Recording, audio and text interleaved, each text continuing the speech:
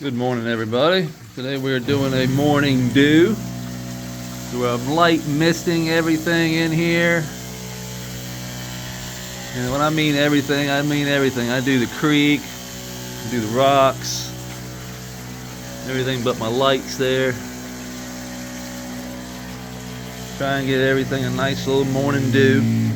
I'm using a wand from a tractor supply tank. I use a 25-gallon what are they called? Just a little tag along, I guess you put on the back of your tractor.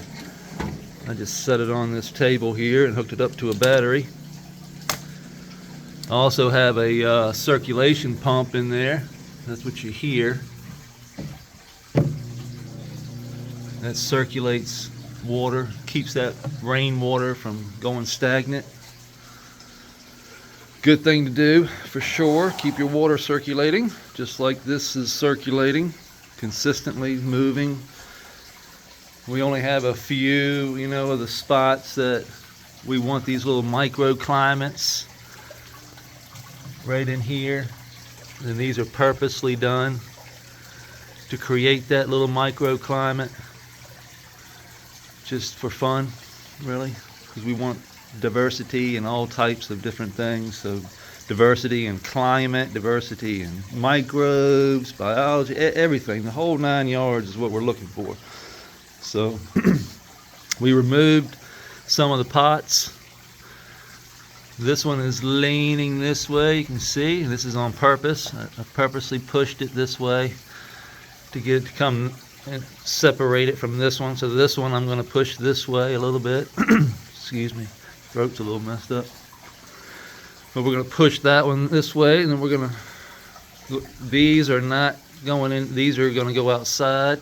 So as soon as the weather warms up a little bit, we'll be placing these outside, and we're going to be moving this one this way. So we're kind of going to bend it. We may have to stake it up at one point. That'll be fine, but we're going to run it this way to get it away from the other and kind of just let it grow on up.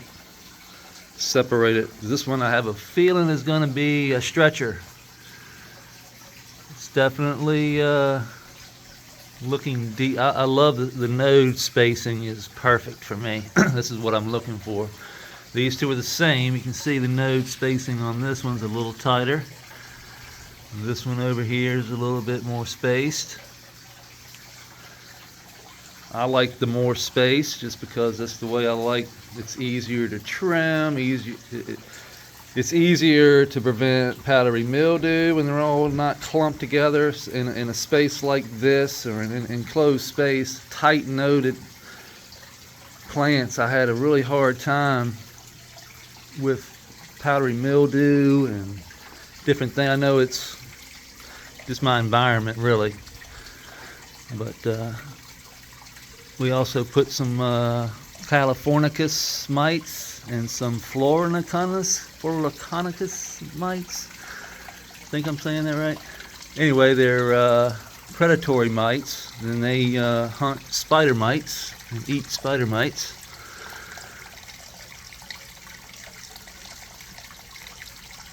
Might have to put a rock underneath that one. We might just let it go that way. We put some rocks around this one, just to try and keep it up off the ground. We might do the same with this one, so I'll just take a rock, place it, just kind of hold it up. Look at that guy right beside him. A huge slug. He's not bothering my plant.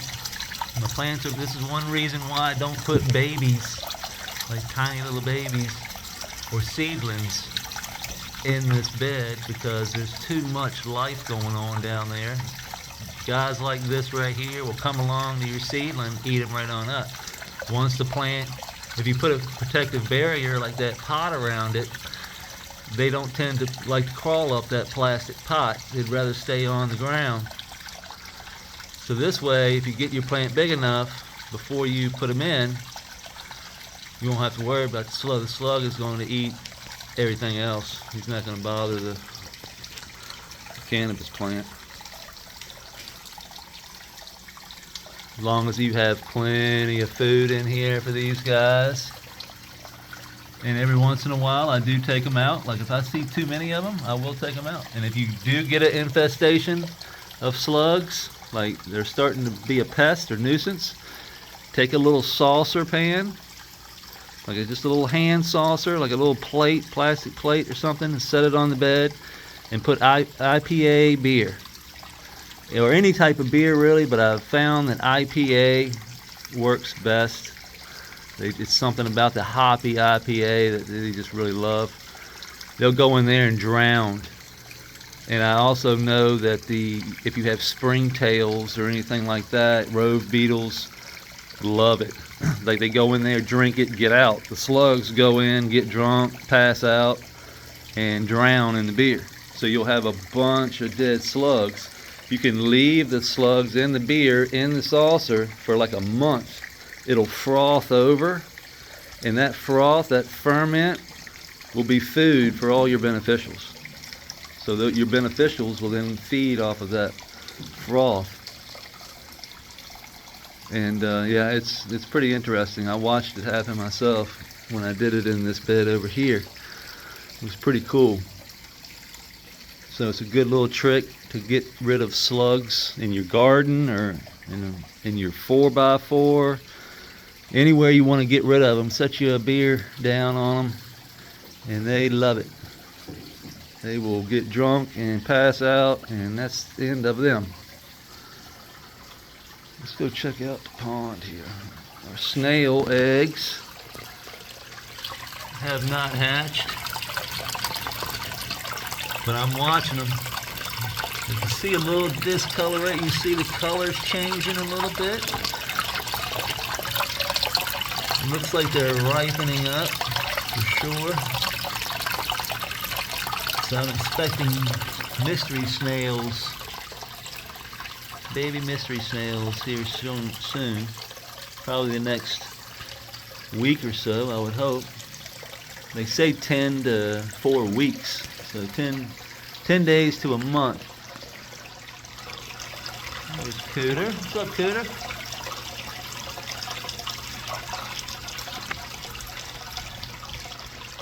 Fish are swimming around. Threw some food in there. Oh, there's Scooter. He's in the back there. You can see we got a new light. This is a new and improved. I don't want to move it, but this one's got LEDs in it, different type of LEDs. This one only has one type, so this one's more for heat and UVB. It says A, but I don't believe it. This one definitely has UVB and A, both. So we combined them both. We got one basically for heat and UVB, and this one has a little bit of heat, but mostly UVA and UVB.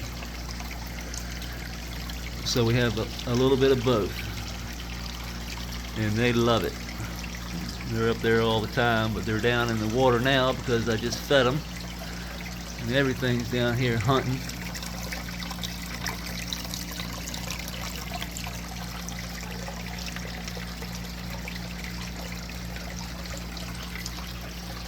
Oh, sorry about this. There we go. It's our autoflower. Has not started to flower yet. This one has. That one did not like the change, the light change, but still looks good.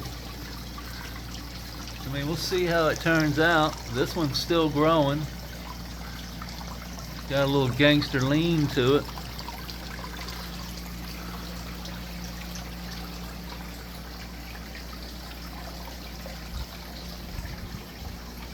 This thing is just going crazy. Anybody knows what this is?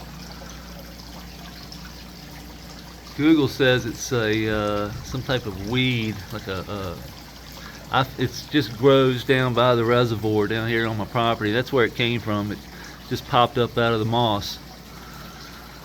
It's going crazy, shooting new shoots all over the place. Definitely gonna have to top this, and everything that comes off of this plant. I notice this plant doesn't get pest issues. It has zero pests. Like, it looks healthy as hell.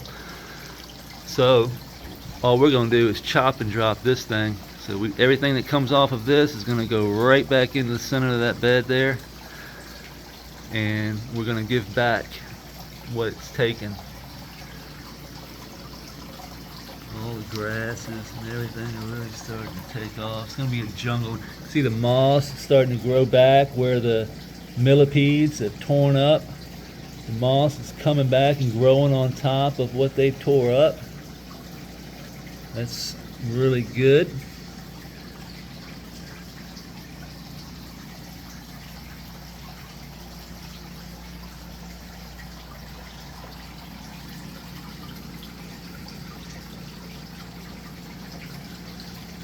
Over here as well, you can see the moss. Oh, that's millipede. It's where they just dig in, eat, and crap it out. It's really good soil, actually. And that leaches down into this. This wicks water up and stays wet. Pulls water all the way into the middle of the bed. I don't have to water anything. Everything stays wet. In fact, right now that we don't have these roots set in, we have water down in the bottom here. You can see the water down there, and this is what I want. I want that. I need that water. This is telling me that the roots from these plants haven't established themselves to the point where they're really sucking up a lot of moisture. So all the excess water that they're not sucking up is ending up down here, over here in this hole here. So that's a good thing. It tells me that the moisture is getting all the way to the bottom. It's not sitting in the soil. It's passing through the layers that we have and into that clay layer, that yellow clay layer that we have, and into the red clay layer, all the way down into the sand, silt, and clay and pea gravel that we have, which is underneath everything. So at the bottom of this box here is where that sand, silt, and clay sit, that good 4 inches. And you can see the moisture. That's a good thing. As the plants grow, they will start to wick all that water right back up. So all the water that's being transferred and wicking over the pond walls right now by the wicking action is going down. It's not staying in the soil, so the soil won't go anaerobic. And that's what we want to avoid. We want wet soil. We don't want it saturated, and that we don't want that water sitting in it. So as long as that water has free access to flow, we should be good to go. Now when that water sits like in a swamp, it just sits stagnant, bad things happen. So as long as that water is allowed to flow freely down this layered system all the way down to bedrock, and then once it gets down into this bedrock down here, there is no more soil. It's just sand, silt, and clay, which is it's supposed to be in water. That's what it needs. That's where I got it from, was from the edge of the reservoir down there, saturated in water. We just add the pea gravel to it, which stabilizes it, almost acts it like concrete once it's packed down.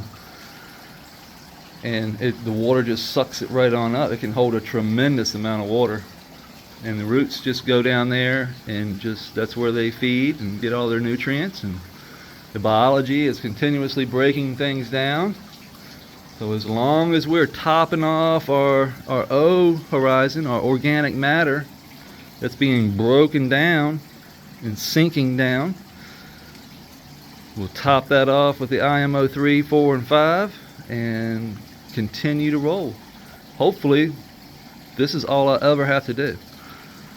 I'll never have to water. I never have to do anything. All I have to do is top off my fish pond, keep the fish happy, the turtles happy. Everything else should just fall right in line.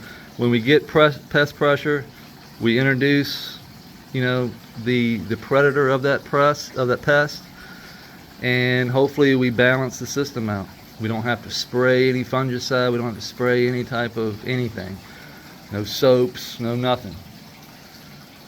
The only thing we're spraying in here are foliar sprays from natural farming inputs like FAA, JMS, OHN, things like that.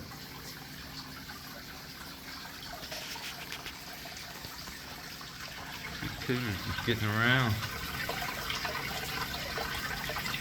I've noticed that the turtles don't eat that grass, but they do eat whatever that plant was, whatever those fish are. Those fish are going crazy, ain't they? I see a food there they're going after. But the lily pad, they love lily. Now it didn't kill the lily pad, will grow back, but as soon as it grows back, they're just going to eat it. Seems they love lily. So I can actually go. I got plenty of lily pad out in the koi pond outside. Bring me a big old leaf in one day and just feed it to them.